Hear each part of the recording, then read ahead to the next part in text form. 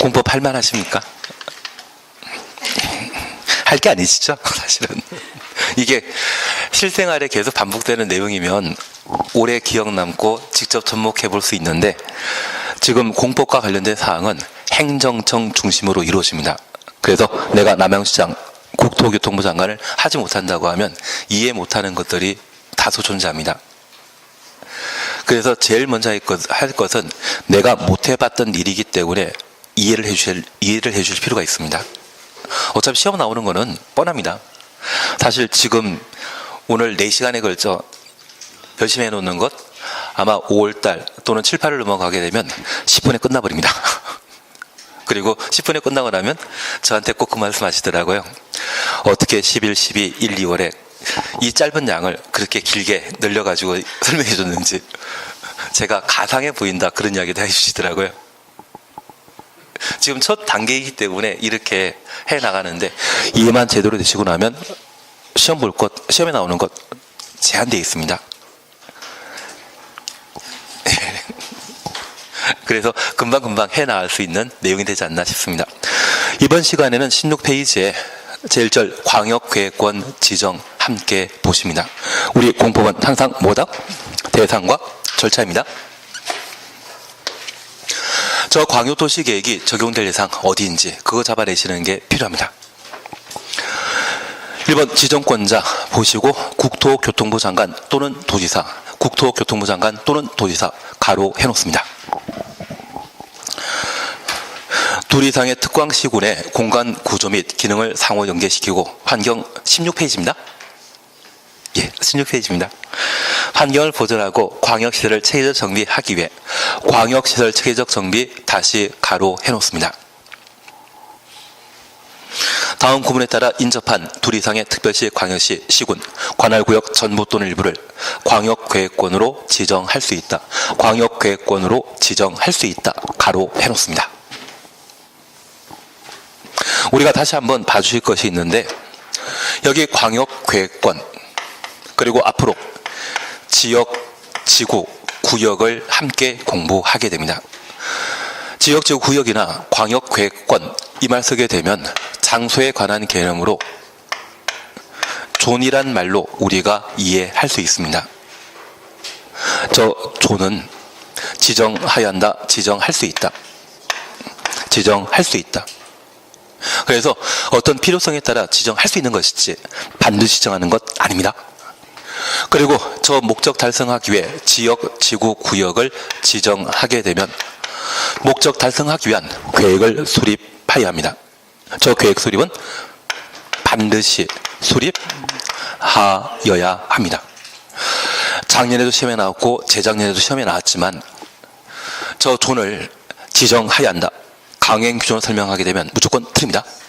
대신 딱 3가지가 예외가 존재합니다. 저 3가지는 아직 우리가 진도 나가지 못하셨기 때문에 그냥 한번 듣고 마시는데, 우리 가끔 바닷물에 침식되는 땅 있지 않습니까? 그걸 연안 침식 지역이라 표현하는데, 자고 나면 땅이 조금씩 줄어드는 곳이 있습니다. 국토가 늘어나는 것이다, 줄어드는 것이다. 국토 줄어듭니다. 땅이 전혀 없어버리면 대한민국 존재할 수 없거든요. 그래서 그 연안 침식 지역에 대해서는 도시군 관리 계획으로 방제지구의 지정 변경을 결정하여야 합니다. 그래서 방제지구 지정 시에 지정하여야 한다. 그리고 두 번째, 우리 앞으로 공법 공부하시면서 친구 하나를 기억해 주셔야 됩니다. 정택이란 친구가 있습니다. 10년간 친구라고 하면 그래도 친구 절친이시죠. 그래서 정택 10년 시 공록 30만이라는 말 보게 되면 지구 단위 계획 구역으로 지정하여야 한다. 그리고 20%란 말을 나중에 한번 보게 될 겁니다. 인구 증가율이 20% 이상, 개발행위 허가 건수가 20% 이상, 행위 제한이 완화 해제, 이 말 보게 되면 기반시설 부담 구역으로 지정하여야 한다. 그 3가지만 지역, 지구, 구역과 관련되어 지정하여야 한다 이고, 나머지는 다 뭐다? 할 수 있다. 그 3가지 빼고 갑자기 지정하여야 한다, 이 말 넣으면 작년 시험에도 나왔습니다. 그 집은 무조건 틀린 겁니다. 계획 수립은 필수사항이라는 것 꼭 한번 확인해 놓습니다. 그러면 저 광역계획권 지정은 필수사항이다, 임의사항이다. 세 가지에 포함되지 않기 때문에 지정할 수 있다. 임의규정이라는 걸 꼭 한번 확인해 놓습니다. 우리 시험 출제하는 분들이 패턴이 있거든요. 그것만 잘 정리해 놓으시는 것도 문제 푸는데 크게 도움되실 겁니다. 지금 우리 공법의 학습 목표는, 학습 얻을 점수는 70은 아니시죠? 예. 70점도 받을 수 있는데 기본적으로 60 깔아놓고 해 나가시는 겁니다. 그리고 60 받는 방법은 좀 정해져 있기 때문에 해 나가시면 충분히 나오실 겁니다. 시키는 대로 하면 가끔 90도 나오시더라고요. 작년 시험이 어려웠다고 했는데 수업 들으신 분 중에 하나가 92.5 나왔다고 자랑하시더라고요. 제정신이라고 말드렸습니다. 근데 2차만 공부하시니까 그게 가능하신 것 같은데 2차가 아니라 만약 1차 보셨다고 하면 민법 볼 때 멘붕 상태가 발생했다고 하시더라고요, 다들. 그래서 어떤 분은, 제가 아는 어떤 분은 1차 시험 딱 끝나고 나서 제일 먼저 했던 게 각 학원에서 가담안 발표한 게 있거든요. 그 가담안 발표한 것 체크하고 떨어졌나 붙었나 확인하고 2차 시험 볼까 말까 마음을 결정하셨다고 하더라고요. 근데 딱 하나 더 맞은 걸로 나왔는데 그 가담안이, 학원에 발표한 가담안이 한 몇 문제 잘못해가지고 1차에서 점수 하나 딱 부족해가지고 1차 때문에 떨어지신 분도 계시던데 괜한 이야기를 드렸습니다. 근데 사실 작년 시험 같은 경우는 진짜 아마 15회 시험 다음으로 가장 난이도 있던 민법 시험이 아닌가 싶습니다. 그래도 극복하신 분들은 진짜 실력 대단하지 않나 싶고, 그런 실력이 아마 원장님이 좀 빡세게 하시지만 따라오시면 편하게 강의해 주시니까 좀 빡세게 하시. 이 자리에서 그런 이야기 하면 안 되시죠. 대신 그거 따라오시면 충분히 어떤 시험 난이도를 할지라도 극복해 나가시고 해결해 나가실 수 있을 겁니다. 그래서 우리 광역계획권 지정은 필수사항이다, 임의사항이다? 임의사항이라는 것 확인해 놓습니다. 1번입니다. 광역계획권이 둘 이상 주셔놓습니다. 특별시, 광역시, 특별자치시, 도, 특별자치도, 가로속에 시도 차시였죠. 시도 주셔놓습니다. 둘 이상의 시도 관할구역에 걸친 경우에는 국토교통부 장관이 지정할 수 있다. 국토교통부 장관 동그라미. 그리고 2번입니다. 광역계획권이 도의 관할구역에 속한 경우에는 도의사가 지정할 수 있다. 도의사 동그라미 놓습니다. 그래서 광역계획권이 도의 관할구역이라 함은 경기도라고 하는 하나의 도에 둘 이상의 시군을 광역계획권으로 지정하는 때에는 누가?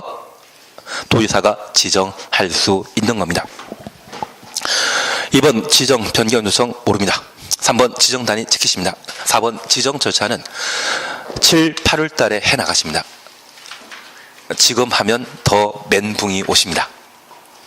그래서 우리 광역계획권 지정할 수 있는 자는 누구이다? 국도. 둘 이상의 시도에 걸쳐 광역계획권 지정하게 되면 국토교통부 장관이, 같은 도에 광역계획권 지정하고자 한다면 도의사가, 그러면 역으로 국토교통부 장관이 광역계획권 지정했다면 그 대상은 둘 이상의 시도란 이야기죠.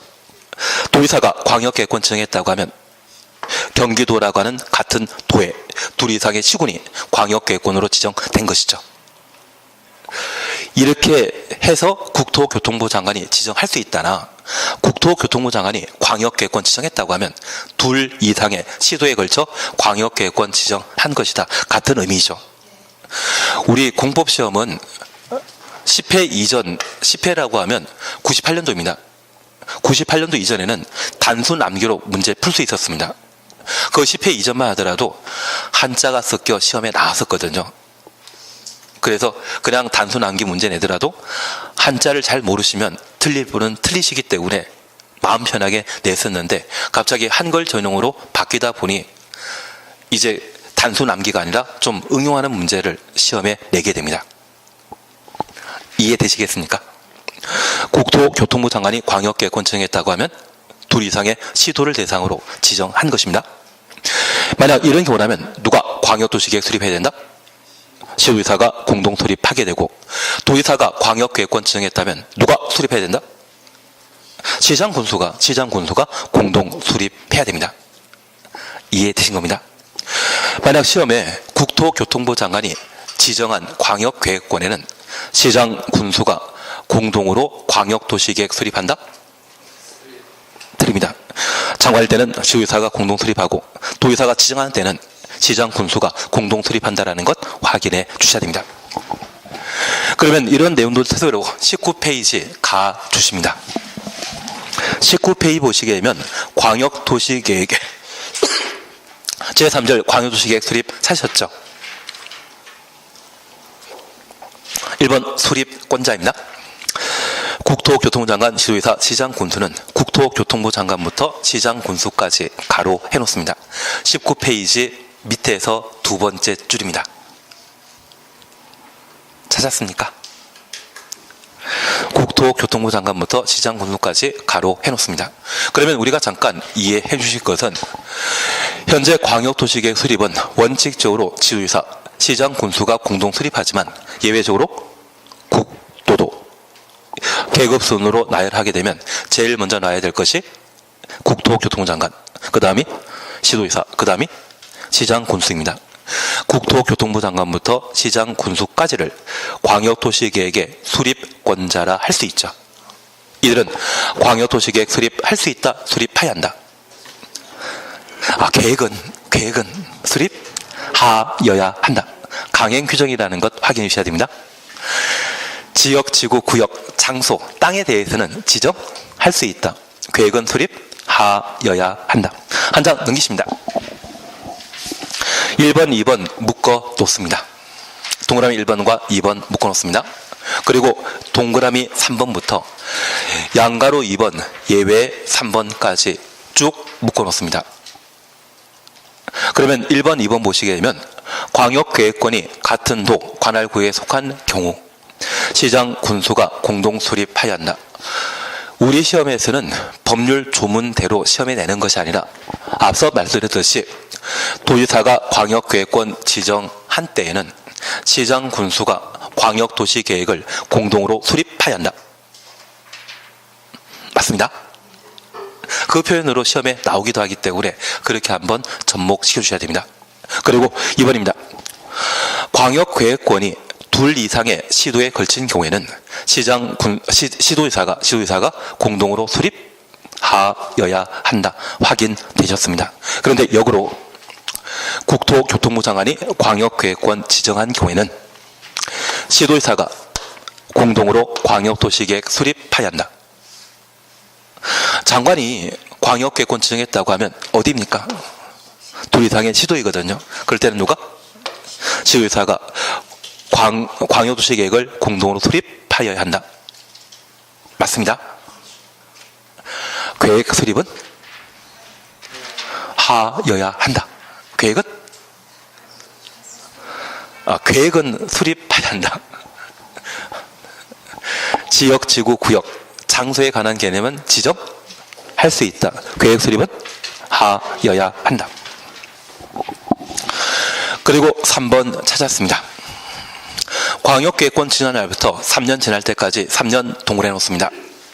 관할 시장 군수로부터 광역도시계획 승인 신청 없는 경우에는 도의사가 수립해야 한다. 도의사 동그라미 해놓습니다. 그리고 4번입니다. 국가계획과 관련된 광역도시계획의 수립이 필요하거나 국가계획 주셔놓습니다. 그리고 1번이라 해놓습니다. 광역계획권 지정 날부터 3년 지날 때까지 3년 동그래 놓습니다. 2번이라 해놓습니다. 관할 시도의사로부터 광역도시계획 승인 신청 없는 경우에는 국토교통부 장관이 수립하여야 한다. 그리고 양가로 2번입니다. 국토교통부 장관은 시도지사가 요청하는 경우 요청 동그래 놓습니다. 시도지사와 공동 동그래 놓습니다. 광역도시계획을 수립할 수 있다. 2번입니다. 도의사는 시장 군수가 요청하는 경우 요청 동그래 놓습니다. 한 줄 밑에 시장 군수와 공동 동그래 놓습니다. 광역도시계획 수립할 수 있다. 그리고 3번입니다. 도의사는 시장 군수가 협의 거쳐 요청하는 경우 협의 거쳐 요청 줄쳐놓습니다. 길다 생각하시면 가로 하셔도 상관없습니다. 협의 거쳐 요청하는 경우는 단독으로 단독 동네놓습니다. 광역도시계획 수립할 수 있다. 마지막 경우는 도의사 단독으로 수립한다는 이야기죠.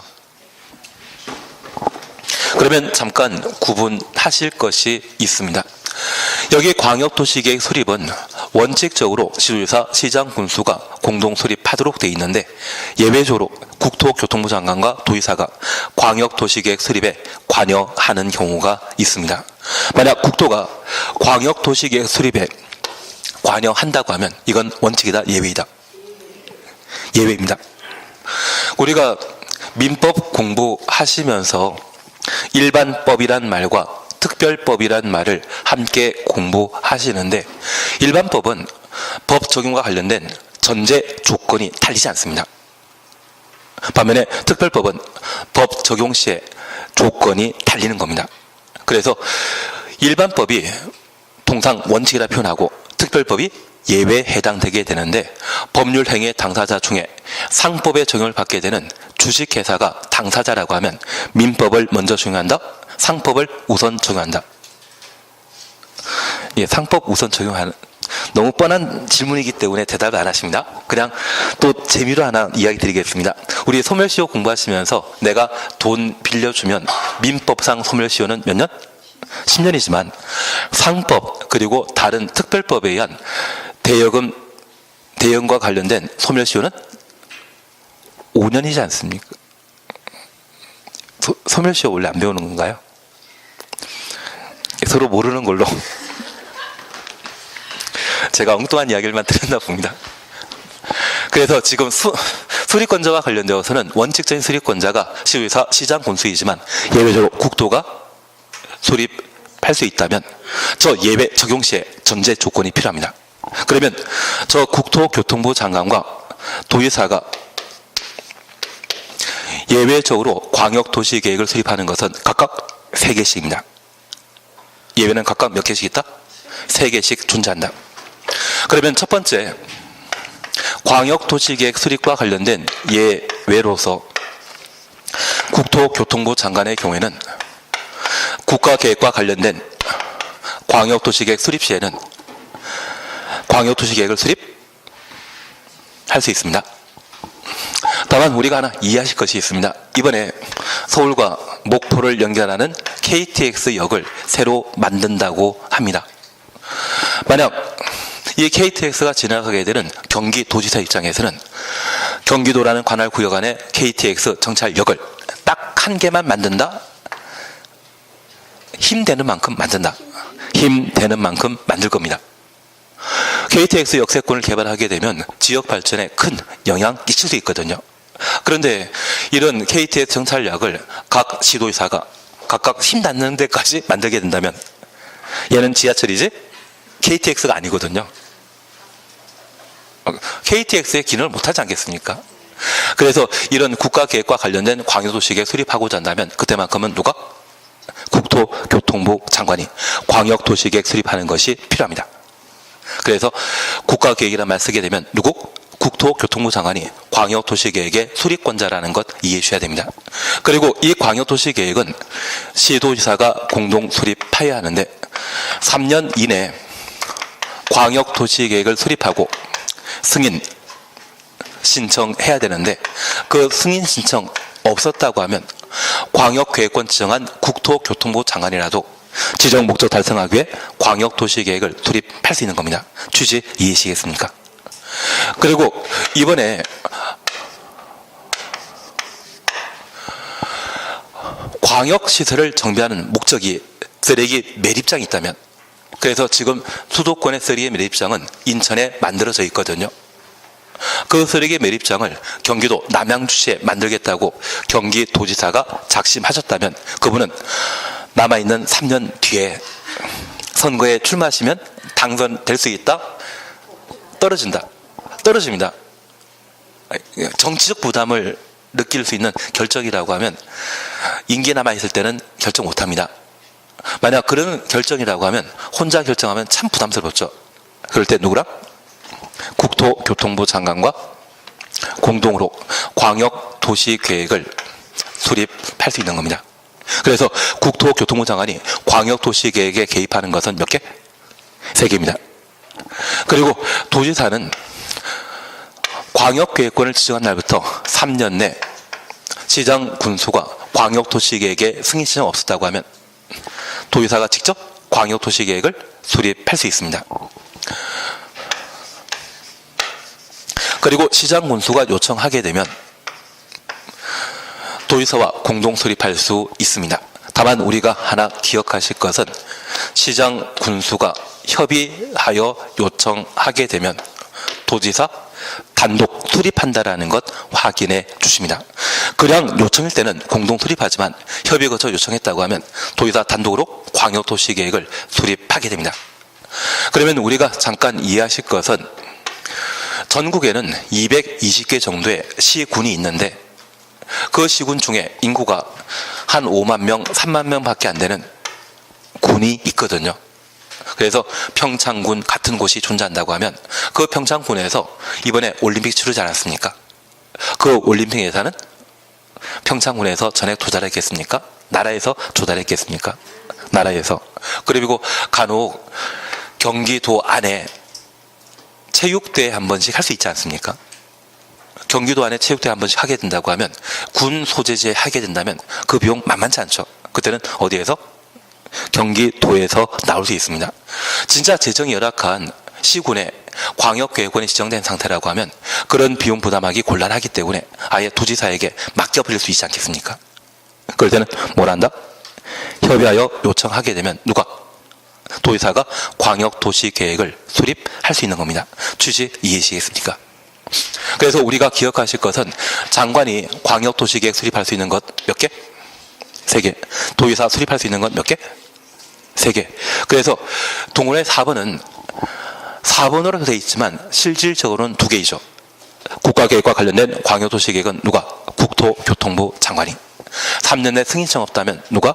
국토교통부 장관이 광역도시계획 수립한다. 확인되시겠습니까? 이해되시겠습니까? 우리 시험은 원칙이 나오겠습니까? 예외가 나오겠습니까? 예외가 나오지 않겠습니까?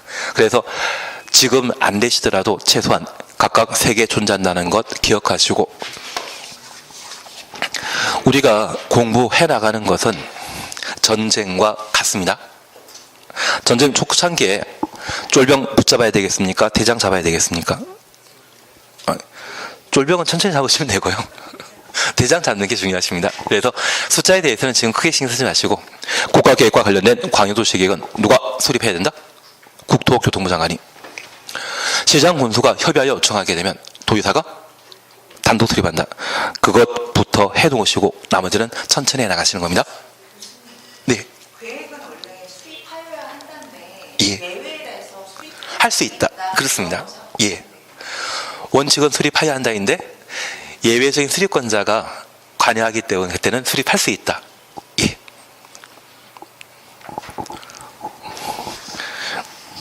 다들 흐뭇해하는 표정이신 것 같습니다. 궁금했던 거 대신 물어봐 주셔가지고 해결되신 걸로 알고 있겠습니다.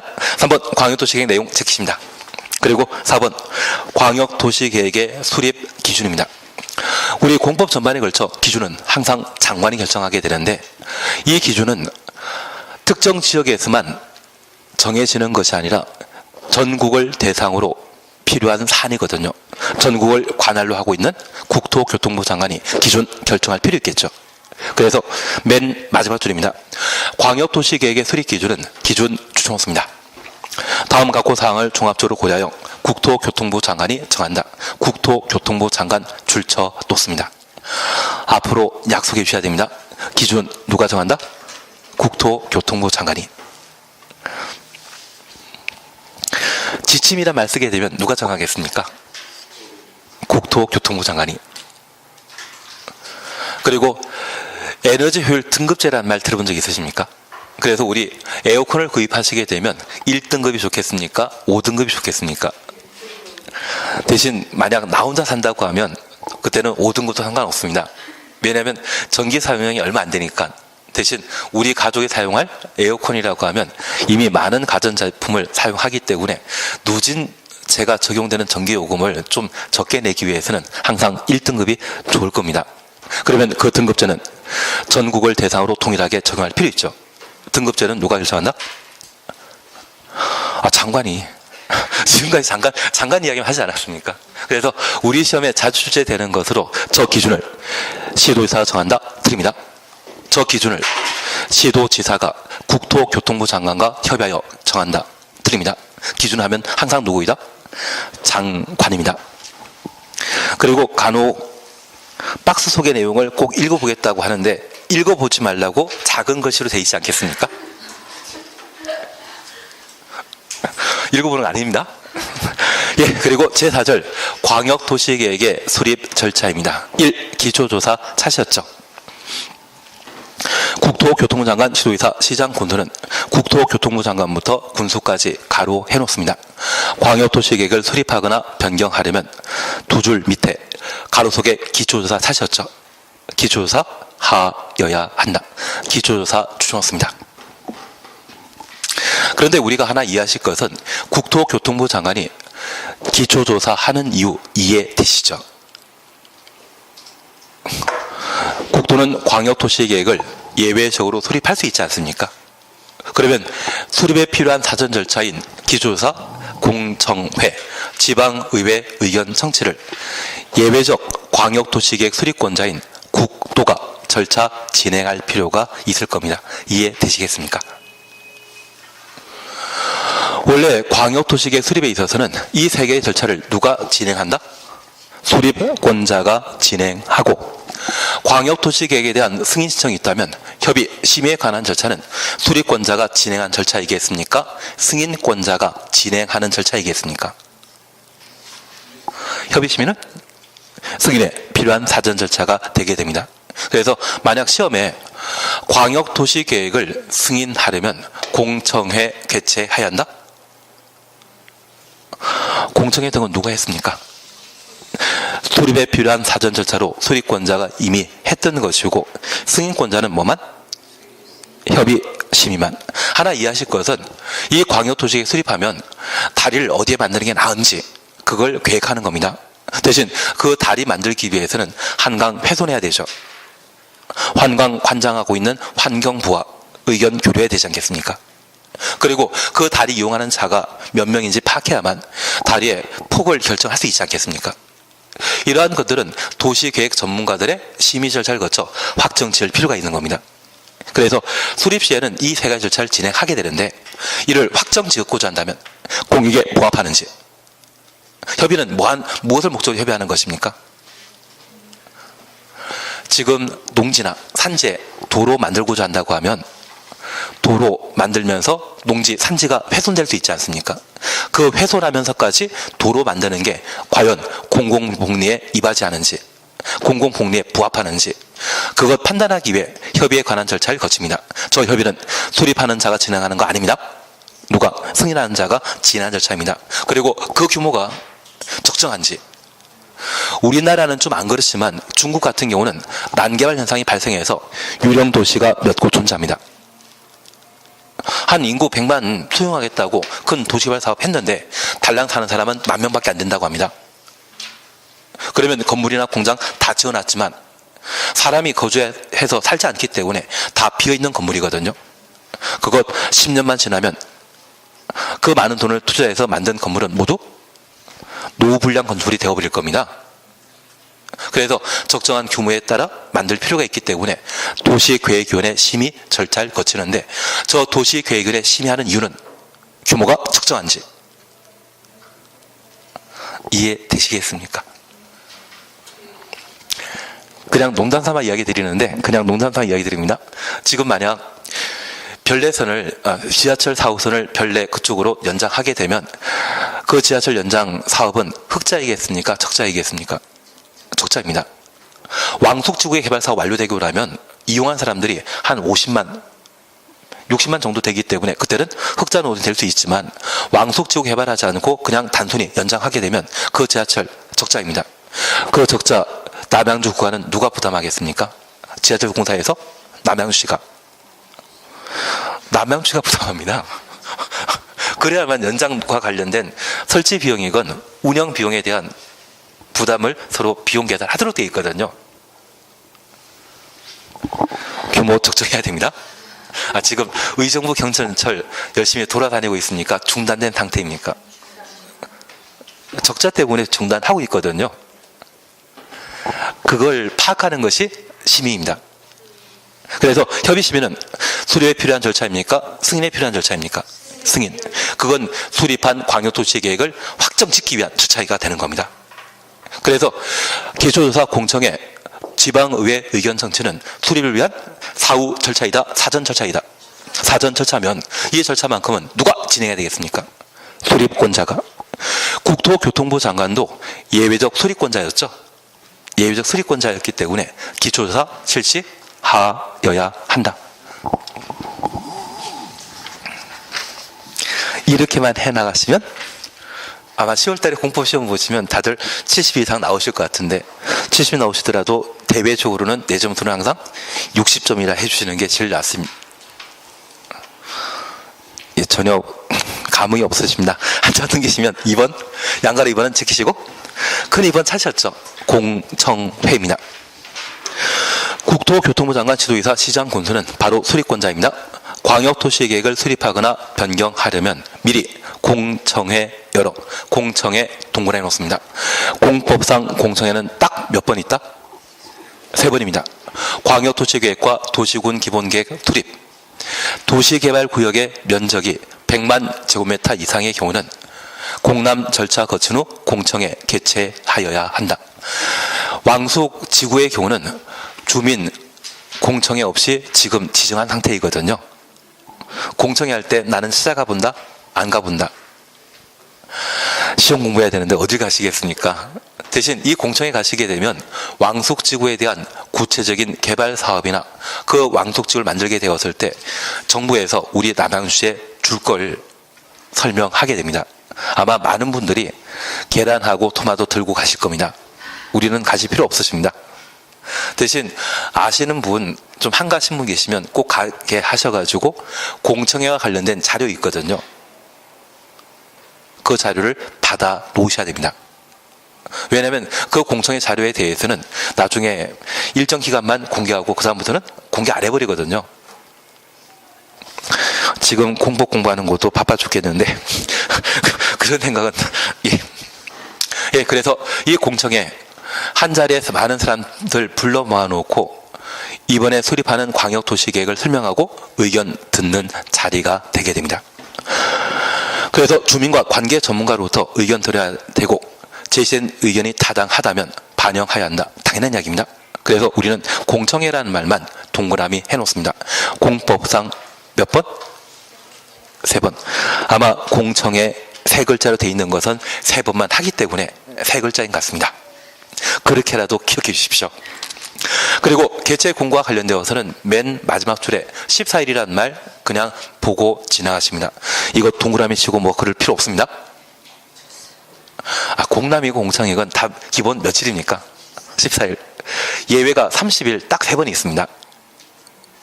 앞으로 한 번만 하고 말겠습니까? 계속 반복하겠습니까?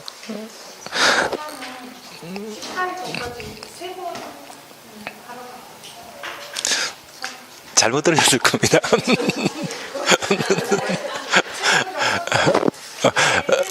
예. 근데 지금 진도 나가면 다 하실 겁니다. 지금은 아직 수업 안 나갔던 부분이기 때문에 대신 지금 이렇게 구분해 놓으시고 하나하나 해결해 나가시게 되면 그게 더 효과적이시던데요. 걱정하지 마십시오. 앞으로 10번 더 할 겁니다. 10번 더 하실 겁니다. 10번이 부족하면 제 잘못이기 때문에 제가 20번 더 할 겁니다. 걱정하지 마십시오.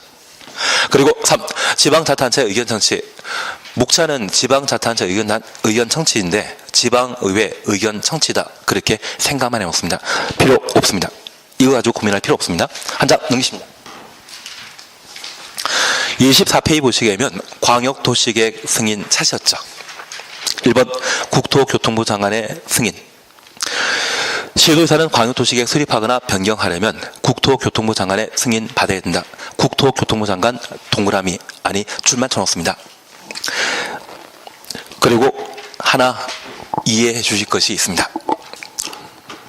만약 시도의사가 광역도시계획 수립하게 되면 장관 승인 받아야 되는데 그리고 시장 군수가 광역도시계획 수립하면 도지사 승인 받아야 되는데 이 시장 군수가 도지사 건너뛰고 국토교통부 장관에게 승인 받는 것 있다 없다? 없다를 해주셔야 됩니다. 이걸 패싱이라 표현하더라고요.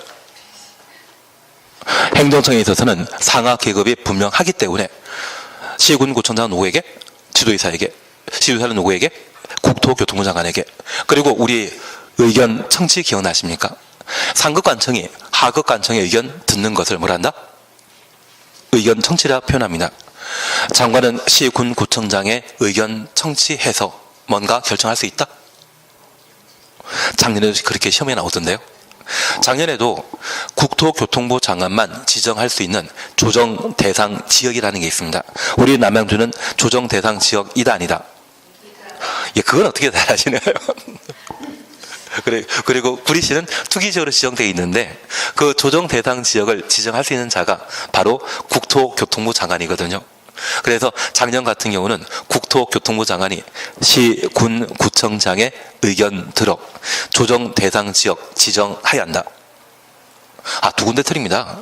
지역, 지구, 구역 지정은 지정?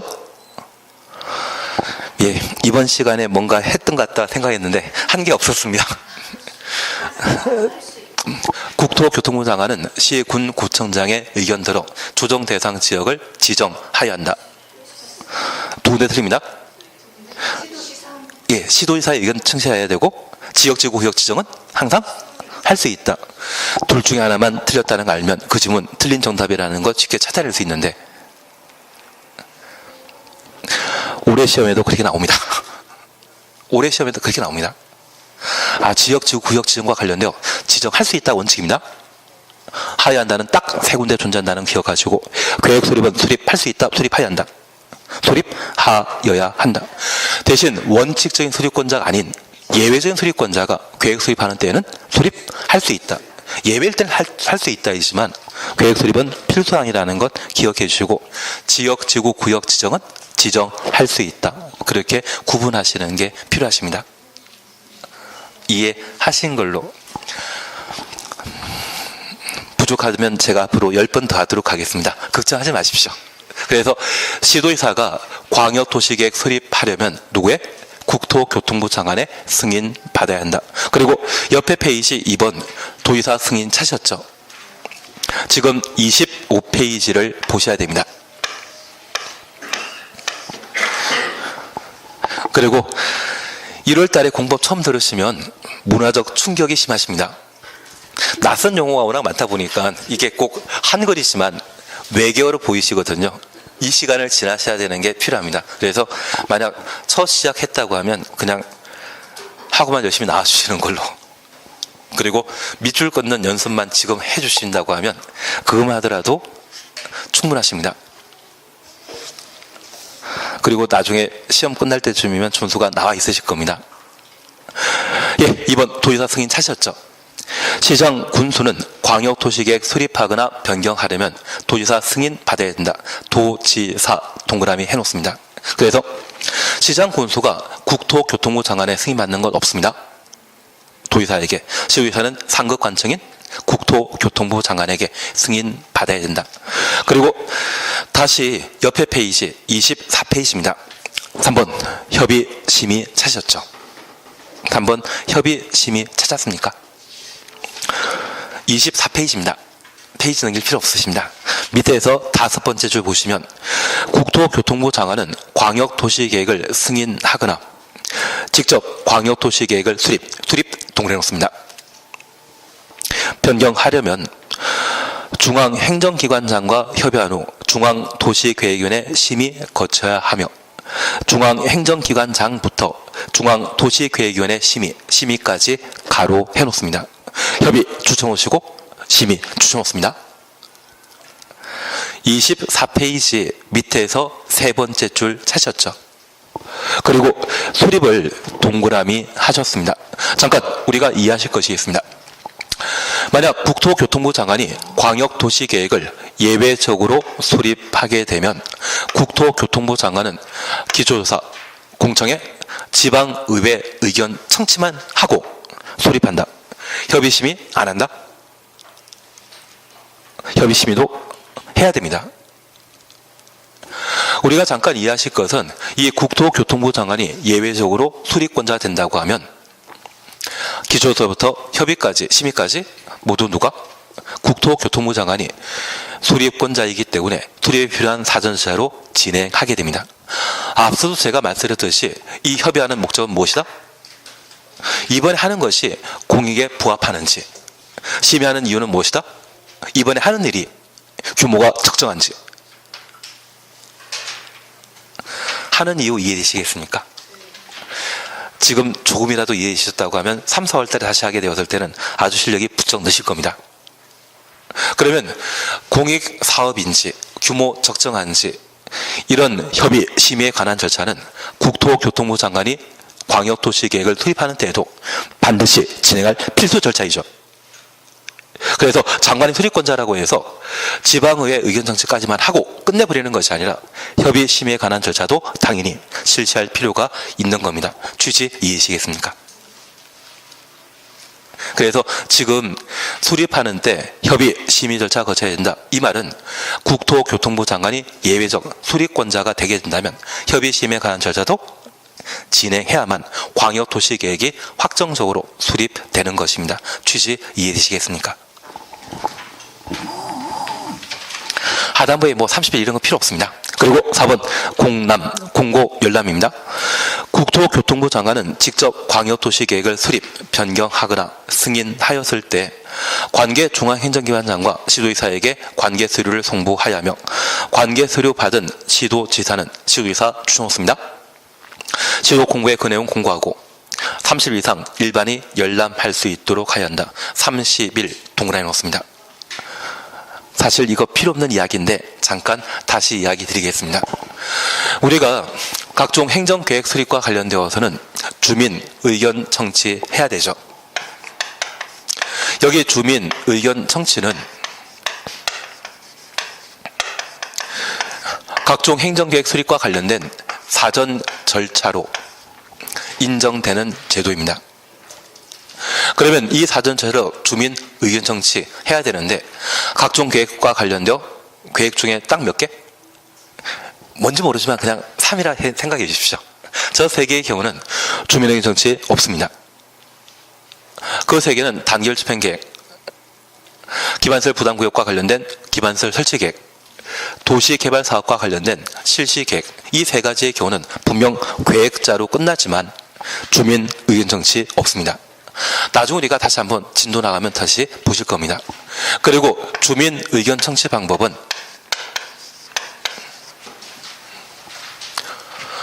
공청회와 공고, 열람 절차로 각각 구분하게 되는데 이 공청회는 우리 학원 강의실에 이렇게 모여 의견을 서로 교류하는 것을 말하는데 공법상 딱 3번 나옵니다.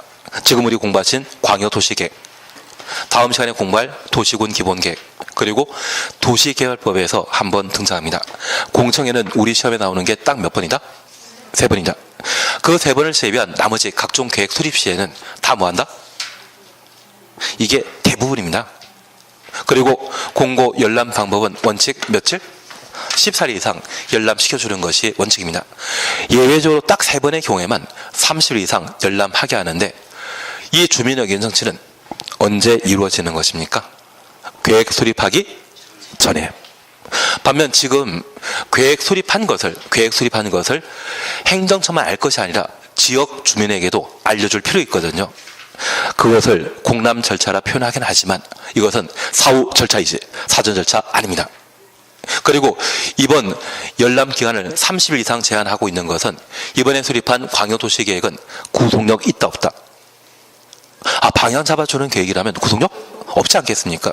그 구속력 없는 계획을 10년, 20년 영원히 알려줄 필요는 없기 때문에 며칠? 30일 이상. 이거 외우시는 거 아닙니다? 제가 이야기 드리는 것은 공람 절차는 열람 기간이 중요한데 14일이 대부분이고 딱 3번의 경우에만 며칠? 30일짜리 있는데 이 3번에 이 30일이 들어가는 거 아닙니다. 얘는 사전 절차이고 얘는 사후 절차입니다. 사후 절차는 신경 쓰는 거 아닙니다. 이해하신 걸로 알고 있겠습니다. 저 혼자만 지금 신나고 있는 중입니다. 근데 잘 하시는 것 같아서 전 기분은 좋긴 좋습니다. 그리고 6절 조정 필요 없습니다. 7절 광역도시계획 협의회 필요 없습니다. 제가 다시 이야기 드리는데 1985년부터 2018년 사이에 방금 지나가셨던 것 조정 그리고 협의회 시험에 딱 한 번 나왔는데 정답 지문 아니었습니다. 이런 거 몰라도 상관없습니다. 그리고 내가 모르는 것이 있다면 공법상 정답이 절대 될 수 없다. 그 생각하시는 게 제일 낫습니다. 아니 한 번밖에 안 나왔는데 그걸 그냥 하지 마십시오. 하지 마시고 잠깐 쉬었다가 바로 30페이지에 도시군 기본계획을 봐나갑니다.